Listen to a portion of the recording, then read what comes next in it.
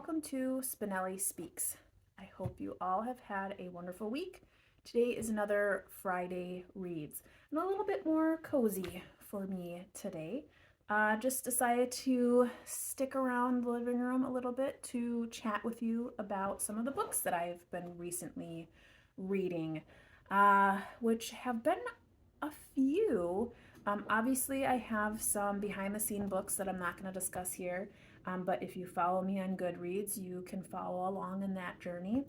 And then I am also reading DoubleBookedCo's book club book for November, which is The Yellow Wife. And this is by Sadeqa Johnson. And I have finished part 1 and part 2 of this book. So it's a three-part, it has 3 parts. And so I'm about to page 186, and it's only about a 275 page book. So I'm nearing the end. I think I'm at the 66th percentile marker. And this book, what can I tell you? So we follow Phoebe, who is a slave woman, and but she was the daughter of her first master. So her mother was a slave, and then her father was the master. And on that plantation, she was afforded a few, I wouldn't call them luxuries, but for instance, she was never whipped.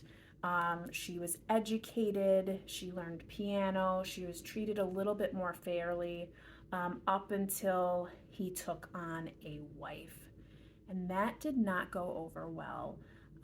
And the story moves on from there, and she is uprooted from that place to somewhere in Richmond in this jail for slaves, and is basically taken on as the yellow wife of the jailer, who is a monster. And so many things happen. There is so much infant mortality in this book.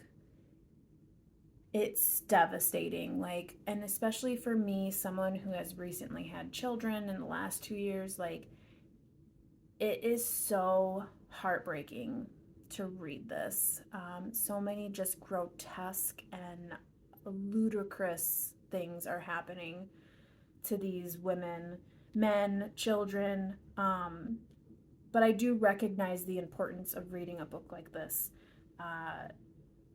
Though it is fiction, it's very well based on, true events and true happenings, and it's sickening. And as I've kind of talked to my book club about this, it's a wound. It's a wound in the fabric of our nation, and I just don't know if it's ever going to heal. And so I do value the importance of reading books like this to open your mind and your eyes to our history, and gives us better opportunity to empathize and understand, what all has trickled down from events like this. So, anywho, what I would say about this book, and I can tell already, it's going to be a 5-star read for me. It is devastating. It's heartbreaking. Trigger warnings with infant death, child abuse, major violence, and sexual violence, everything. So if you're not up for that, then obviously, make your decisions based on how you feel. But I do feel like this is just an exemplary read, and I'm very happy to have had the opportunity to read it, because I don't think I ever would have picked it up on my own without our book club suggesting it. So thank you, Kim, from our book club. Very, very good pick. And like I said, I have less than 100 pages left. It's the last part. I'm really nervous. I'm afraid. I'm worried for what's going to happen. And yeah, so that's Yellow Wife. Very, very good. If you have read it and you want to join in our book club discussion, it's going to be on Tuesday, November 26th at 8 p.m. Central Time over on DoubleBookedCo's YouTube channel. So, like I said, if you've read that or you want to join in the discussion, please feel free to do that. November 26th at 8 p.m. It's Tuesday. So I'm getting through that. I did start and finish the second book in this, I believe it is a trilogy by Sarah Painter.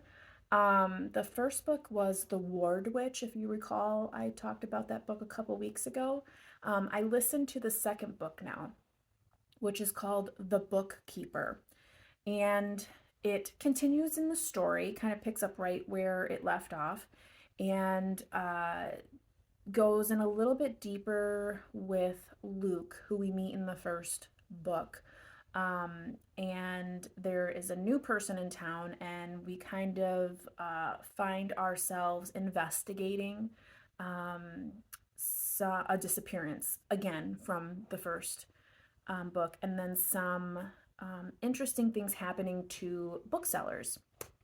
So it's a very mysterious book. I would say that these books, even though there's a magical element to them, it's more mystery than it is magical. Magic kind of intertwines with the characters, and there's some supernatural things with a few of the characters.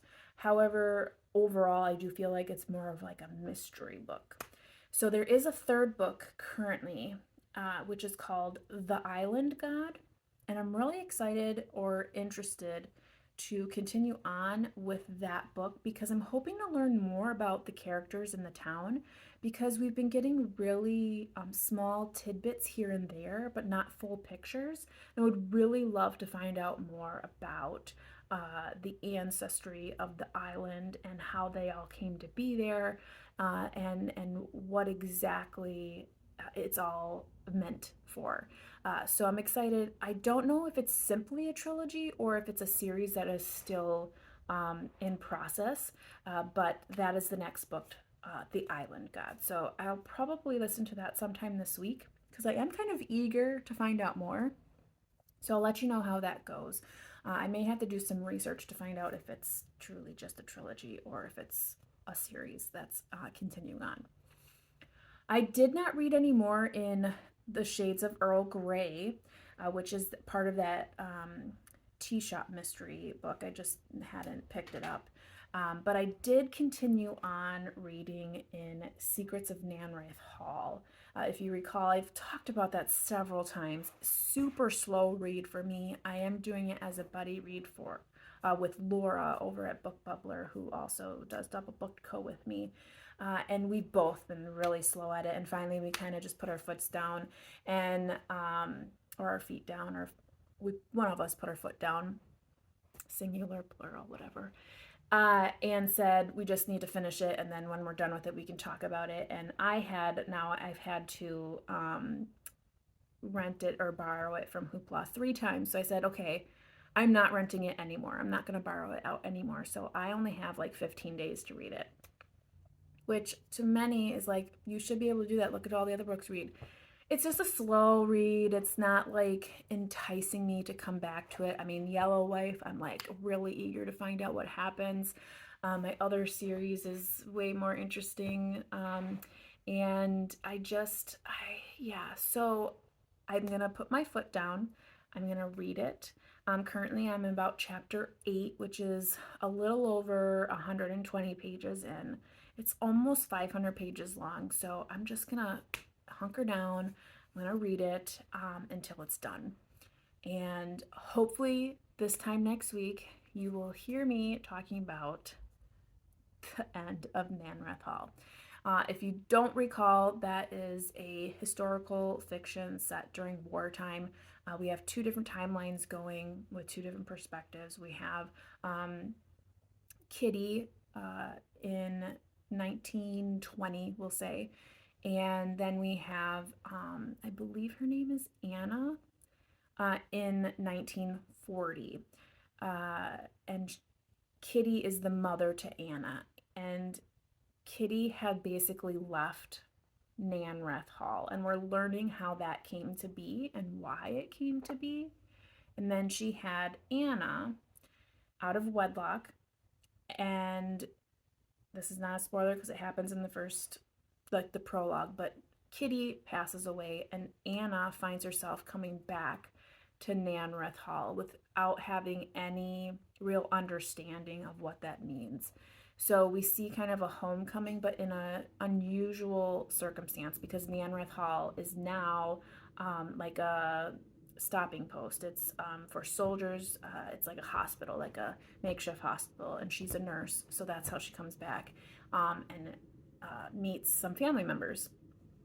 Very slow going. It's interesting, and it's good that it flips back and forth chapter by chapter, but it's very slow going. I would probably predict it's probably like a 3-star read for me at this point, unless something good happens. It's kind of just a here or there kind of book. So hopefully, I'm really fingers crossed that we will have this done by the end of the week. Beside that, I do want to get started on a few of my Christmas books, because I do want to be able to offer you all like full reviews on those, especially with Vlogmas coming up. And speaking of Vlogmas, I do have a few ideas of things I want to do. There's a few like store vlogs I want to do. There's some crafting things I want to do. Obviously, I always do a holiday gift guide, but I'm wondering, all of you, are there any is there anything that you really want to see? If you've followed me before and you've seen my vlogs before, like, is there anything in particular that you're like, oh, Dani, do this again, or try this, or I really like this? What do you want to see in your Vlogmas videos? Per the usual, the last couple years, I've really tried to narrow them down to like 5 minutes or less, you know, the 6-minute mark, something like that, because Vlogmas is a really heavy time. You've got a lot of people you're following, and I'm sure you want to see everyone's Vlogmas videos, and there's only so much time in the day. So I don't want to take up so much of your time. So I try to keep them really short. So again, if there's anything that you're like really eager to see during Vlogmas, let me know, and I'll try to work it into my schedule. But until then, and next week really, I hope you are reading something fantastic, taking care, staying safe, and as always, you know how it goes. Happy reading.